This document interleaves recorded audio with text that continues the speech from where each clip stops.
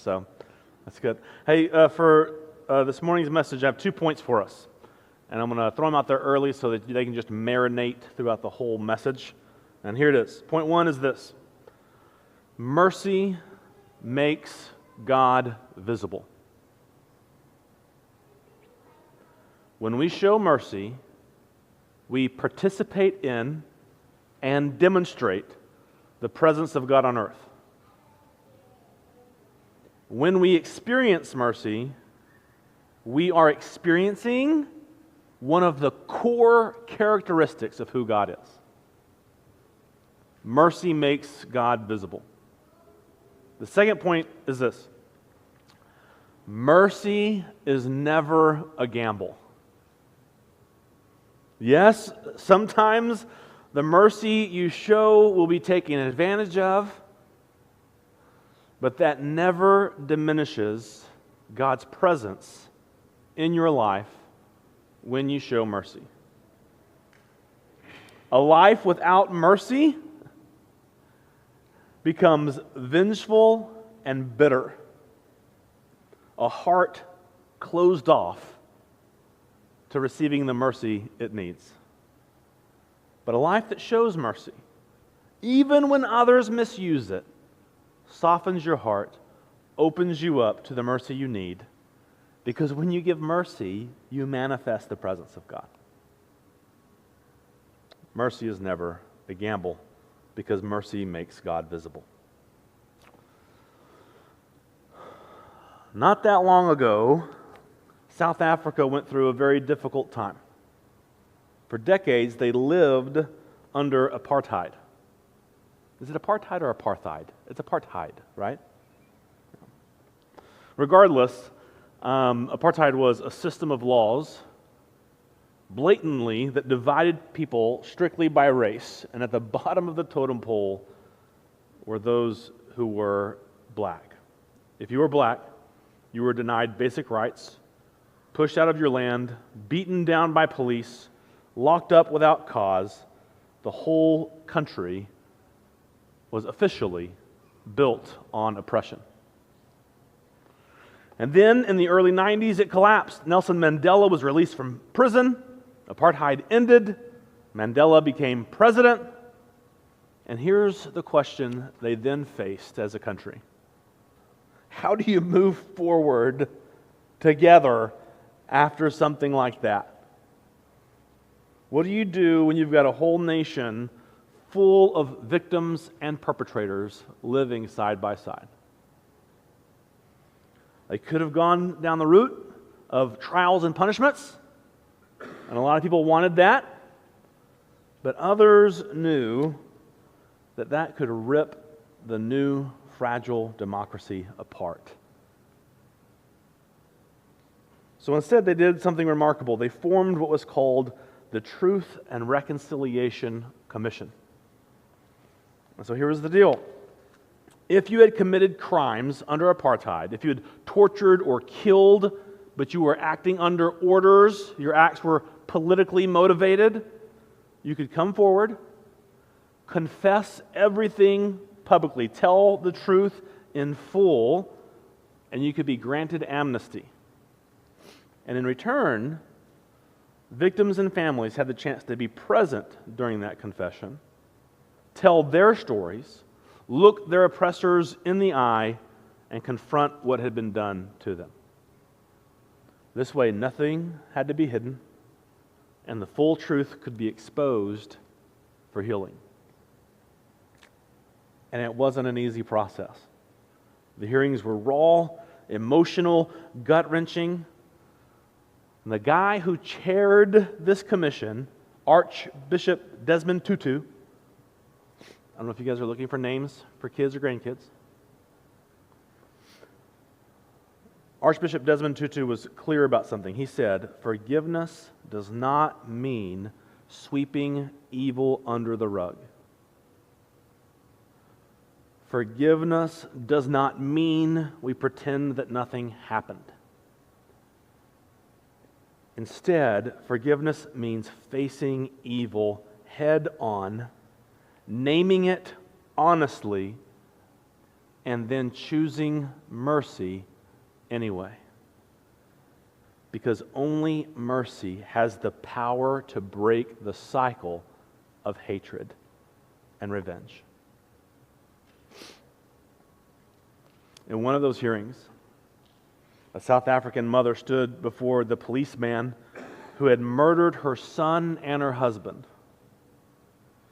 He confessed what he had done, and then the commission turned to her and asked if she wanted to respond, and this is what she said. She said, "I want 3 things. First, I want him to take me to the place where they burned my husband so I can gather the ashes and give him a proper burial. Second, I want him to know that I forgive him. And third, I want someone to lead him to my house so he can come and spend the rest of his days with me, because I still have a lot of motherly love to give."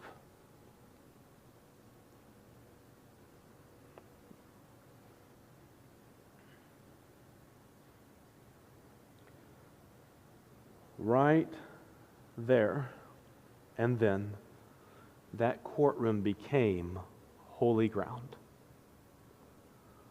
The atmosphere sizzled with the electrifying presence of something greater, a calling to be more, a calling to come together, a calling into what felt like the depth of what was really true about life.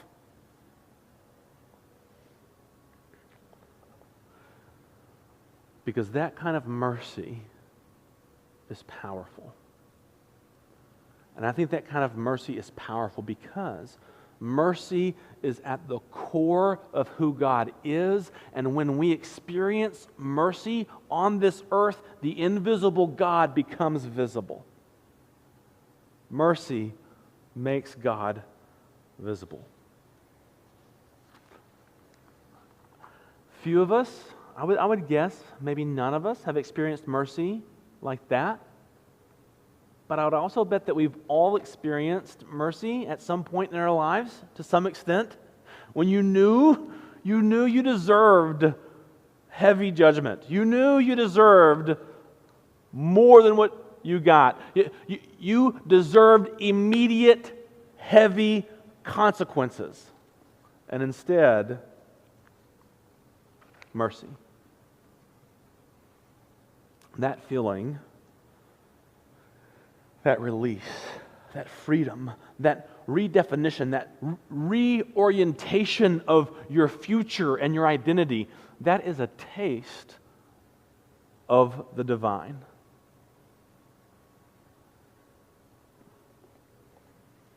I believe that it is a divine encounter with the invisible God when we experience mercy on earth.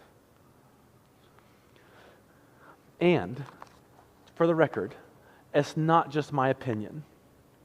The Bible makes this really clear in a super fun way that I pray with all my heart I can make clear for us this morning. So pray for me, because this is really cool, and I really want it to land with us this morning. So will you pray for me as I try to help us wrap our minds around how God made it clear that mercy makes God visible, that mercy is at the core of who God is.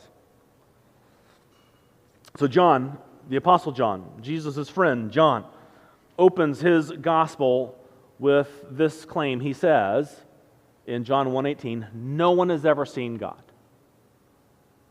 The creator of the universe, unseen, untouchable, hidden in glory." But that's not all that John says. If it were, it'd be quite the bummer. But John continues. He says, "No one has ever seen God, but the one and only God, who is himself God, is in closest relationship with the Father, this one has made him known." And man, I spent like 30 minutes wanting to translate this word, made him known. It's such a beautiful word that you just can't really articulate. The word means, it's actually the word where we get the word exegesis from. And if you're a Bible nerd, you know exegesis means like interpreting the Bible, like looking at the Bible and saying what truth is in there and receiving it out of the Bible. So it's basically hearing from God. It's exegesis. It's a good word is articulating. It articulates. But the idea of what John's saying is when Jesus became flesh, the God that no one has ever seen, it's like Jesus interpreted him bodily. Like articulated exactly who God was with his flesh and blood life. To put it simply, Jesus made the invisible God visible. If you want to see with your eyes God on earth, all you have to do, travel back in time and look at Jesus in the face. And what people saw when they looked at Jesus, what John testifies to was this. He said in chapter 1, verse 14, he says, "We have seen his glory." God's glory. We have seen his glory, full of grace and truth. So Jesus made God's glory visible, and it looked like the fullness of grace and truth. Are you with me so far? Invisible God made visible how? In Jesus. And what did they see when they saw God in flesh? The fullness of grace and truth. Yeah? Well, the thing is, guys, is that the language that John used when he said all of that, the language like no one has seen God, God is invisible, that we have seen his glory, full of grace and truth, like those weren't random words that John just pulled out of his passion or his brain. Those words were hyperlinks to people who know the culture. As soon as they heard those words, it was like a mouse clicked on the little blue underlined piece of text that shot them to a whole nother page with full of data that was automatically like matrixed downloaded into their brain. And the page that hyperlink shot them to, no one has ever seen God. We saw his glory, full of grace and truth. It shot them straight back to Exodus chapter 32, where God had already rescued Israel out of Egypt, parted the Red Sea, led them through the wilderness, brought them to Mount Sinai, began a covenant relationship with them, in which he said, "Worship me only, make no idols whatsoever." And while Moses tarried on the top of the mountain in the presence of God, the people got restless, and what did they do? They made an idol out of gold in the shape of a calf and said, "Behold, this is our God that brought us out of Egypt." And the mountain shook with the betrayal, the rebellion of people. The covenant was broken even as it began.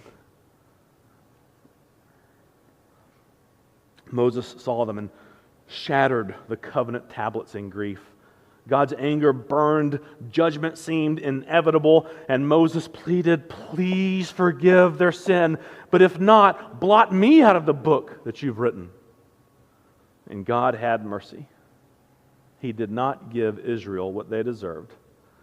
And it was at that point where Moses said, out of desperation, "God, let me see your glory."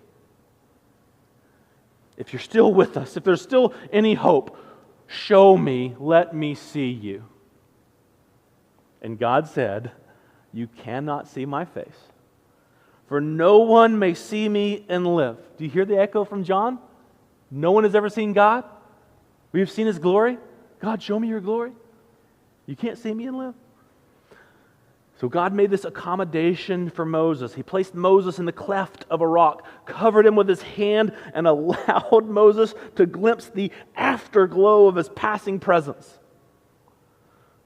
And when God passed by, his glory wasn't revealed in thunder or fire. It was revealed in these words. "Moses, here's who I am. Yahweh, Yahweh. Merciful and gracious, slow to anger, abounding in steadfast love and faithfulness." And that right there is the most repeated phrase in all of the Old Testament. That confession became Israel's heartbeat. It's sung in the Psalms, it's repeated by prophets, it's prayed by generations. God is merciful and gracious, overflowing with steadfast love, abounding in faithfulness. There's a lot of ways to translate words and concepts. One interpretation is abounding in mercy and faithfulness. John said it this way: full of grace and truth. Mercy and faithfulness, grace and truth. This is the center of who God is. What He wanted His people to know, this is who I am. And when God became physical on earth, and instead of glimpsing the afterglow of His glory, we beheld Him face to face. We stared into His glory. We experienced grace and truth, mercy and faithfulness. When God manifests, mercy is present. When we act in mercy, we manifest the presence of God.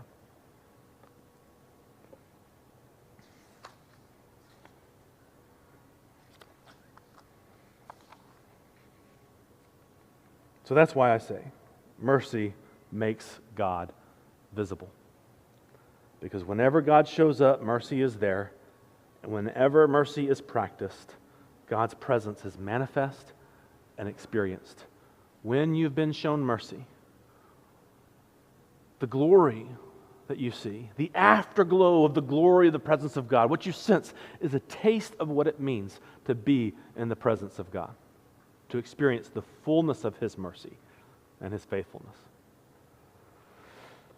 And so,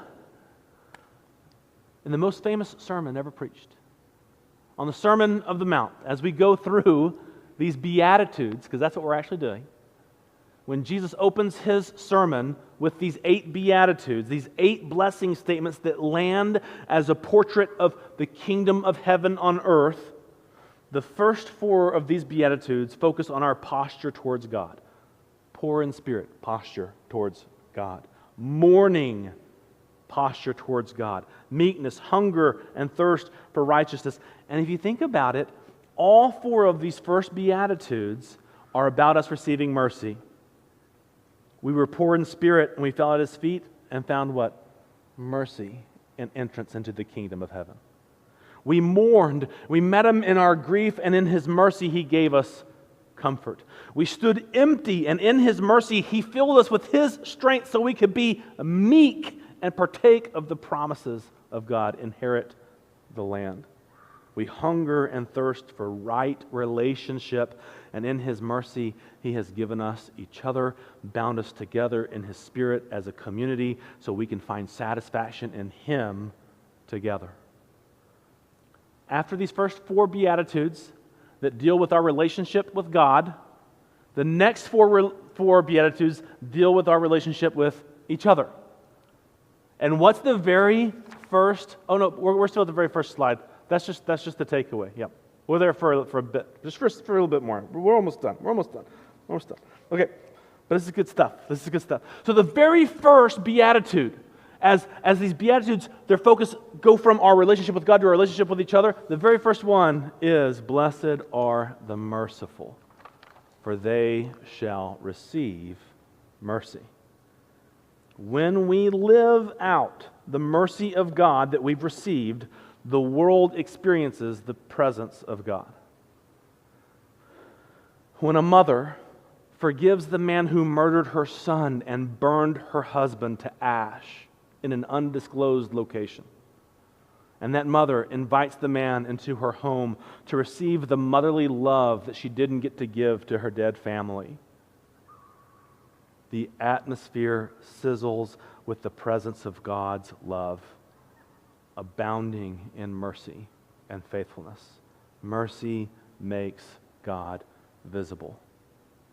That was point 1, remember? And point 2 is the takeaway. This is what I want you to walk out of here with today.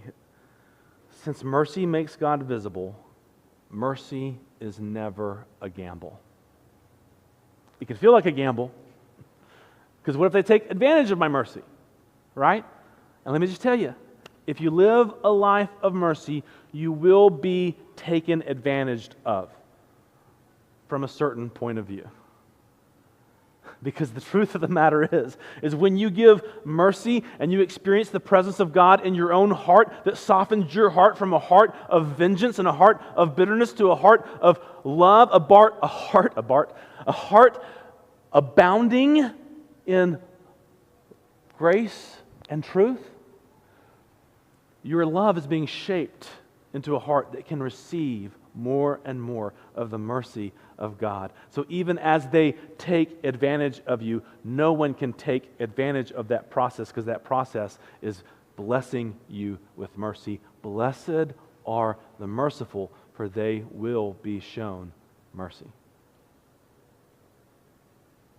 When we show mercy, we are aligning ourselves with the most consistent truth of what God wanted us to know about Him. We are embodying the most consistent truth about who God is. When we show mercy, we are making God visible in us, in our act of mercy. So mercy is never a gamble. When we forgive, when we show compassion, when we bear with others in patience, we aren't just being nice. We are doing something eternally holy. We are doing something, guys, I like the Harry Potter movies. It's fun. If I could have a wand and do cool stuff, in God's will, it'd be super fun. Somebody likes Star Wars too. If I could force push, Billy out of the room right now, I would totally do it. Play with a lightsaber without worrying about cutting my face off. It'd be so fun.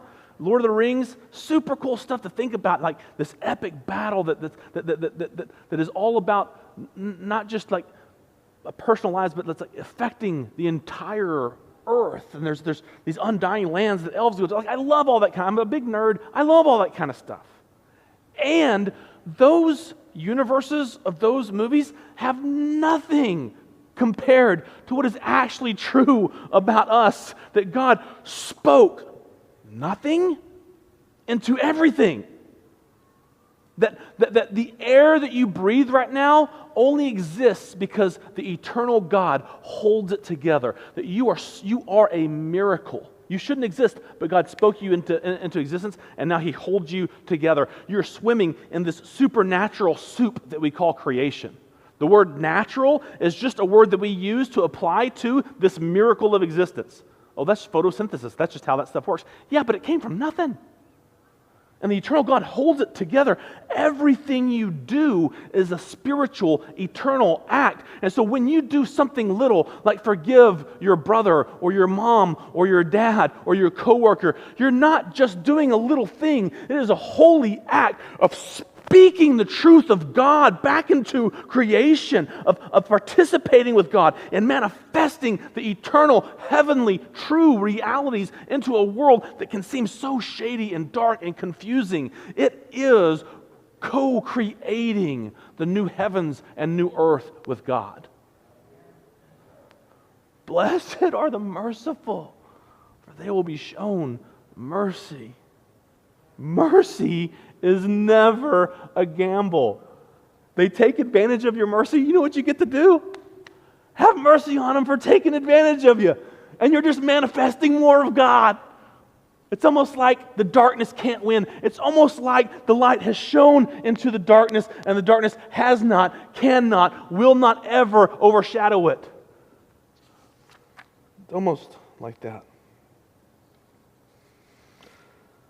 Do you want to know what God looks like in the flesh? Look at Jesus, full of grace and truth. Do you want to know what God looks like in the world today? Look at His people, the body of Christ on earth today. Look at the people in this room. Grace Church Ventura, embodying mercy. That is how to see God in the flesh today. Mercy is the first outward action of a soul that's been humbled, softened, and reshaped by God. And like all the Beatitudes, mercy carries its own promise. Blessed are the merciful, for they will receive mercy. Those who embody mercy will themselves be met with mercy. Those who refuse to offer mercy will mold their own hearts into objects of bitterness and vengeance, unable to receive the mercy they need for themselves. One day, we will all stand face to face with Jesus. And on that day, having confessed with our mouth that Jesus is Lord and believed in our heart that God raised Him from the dead, no matter what we've done, no matter all of the junk that you've seen or done or participated in this life, Jesus will look at you in the eyes with nothing but pure delight and say, "Welcome home, my child." Mercy, deeper and fuller than we've ever known. It's being held in store for you right now. And even in this life, Jesus can promise that the merciful will receive mercy, because mercy makes God visible, and wherever God shows up, mercy is with Him. You ever seen Tombstone? Wyatt Earp, "You tell him I'm coming, and hell's coming with me." That used to fire me up. Now it's just the anti-gospel. It's the anti-gospel. I just cut off, just so you know, I just blessed you by not preaching another sermon. Just set that aside.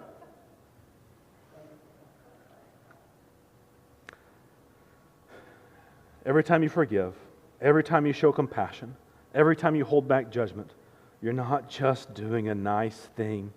You're stepping into the very presence of God, and in God's presence, mercy always flows both ways. So Jesus can say to us in this life today, "Blessed are the merciful, for they will be shown mercy."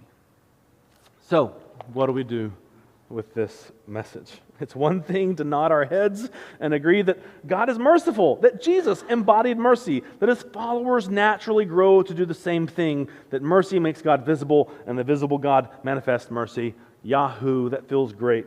But what do we do? 3 things very quickly. Go ahead. First, practice letting mercy be the lens through which you see others. Let mercy frame your view of others. Do you know who deserves mercy? Nobody! By definition, mercy is not giving someone something that they deserve and giving them something good that they don't deserve. So if you think in your mind, well, that person doesn't deserve mercy, that might be the person that you need to give mercy to the most. If it was deserved, it wouldn't be mercy, it'd be merit. Mercy means choosing to see people not just for what they've done, but for the love that God has for them. To see them twinkling in the eyes of Jesus as He hangs on the cross, dying out of love for them. It means remembering that God looked at us in our rebellion, during our golden calf moments, when we lived for other idols in our lives, forgot about Him, or chose other things over Him. Like that mother who shared love with her enemy, God gave His life for us in our rebellion against Him. We acknowledge that He manifested His mercy in our lives.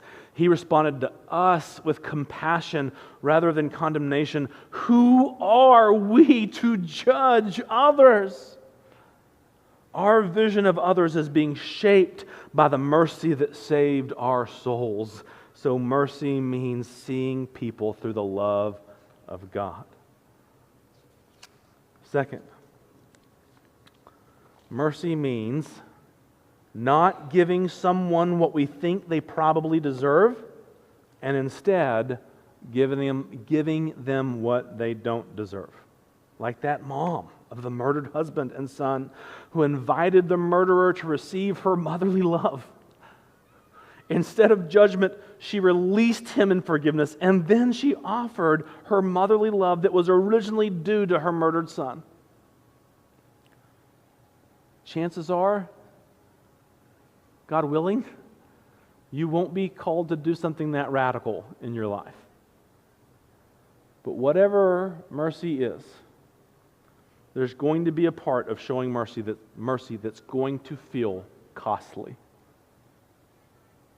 It means forgiveness instead of revenge. It means compassion instead of indifference. It means patience instead of giving up. And sometimes it means generosity that might look like being taken advantage of.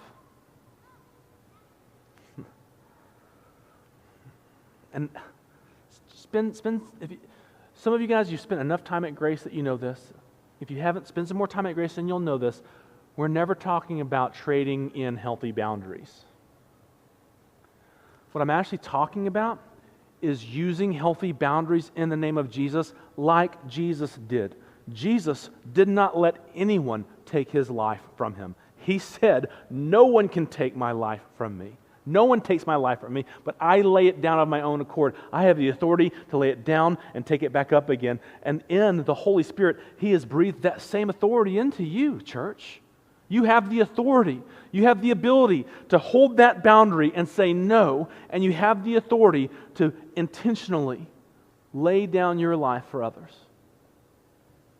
To do what doesn't look just on your part. Should you feel shame if you choose to hold a boundary and not give in? No. Jesus also made a whip and chased people and animals out of the temple. There was one time when they wanted to kill Jesus and he was like, "My time's not come," and he just walked through the middle of them. It's not a cut and dry answer. Always do this, always do that.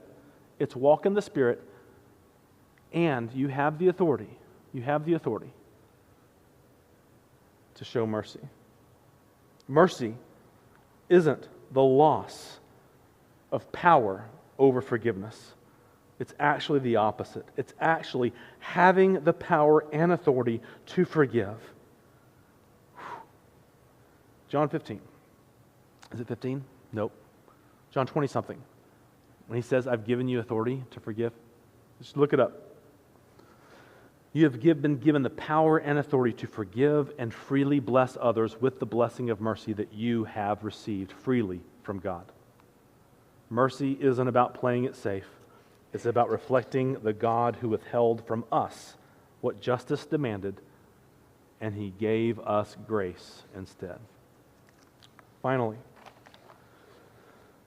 Grace Church is a community following Jesus toward healing and wholeness. That's our vision statement. And when we forgive someone who hurts us, when we sit with someone who's suffering, when we serve someone who has nothing to give us in return, that's when people catch a glimpse of God's glory. That's when we make the invisible God visible. That's when our community can start looking like healing and wholeness.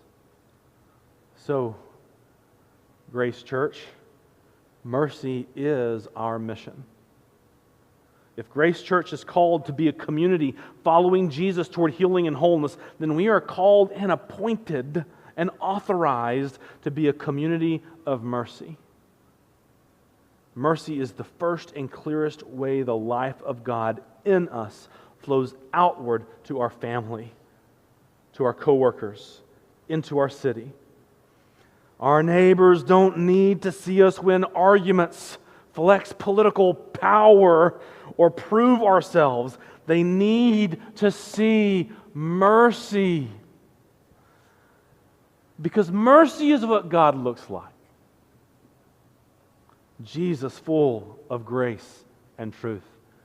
His church, the physical body of Christ on earth, full of mercy and faithfulness. So what would it look like for you to be a member of the body this week? to give mercy to someone who doesn't deserve it, to withhold judgment from someone who deserves judgment, to give grace to someone who doesn't deserve grace. What would it look like for us together as a church to be known in Ventura, not for what we oppose, but for the mercy that we embody? That's a big part of why we're doing this Halloween party, guys.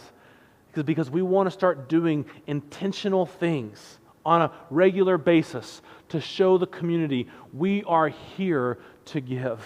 We are here to bless. We are here to give mercy. We are here to forgive. We are here to embody the physical presence of Jesus on the earth.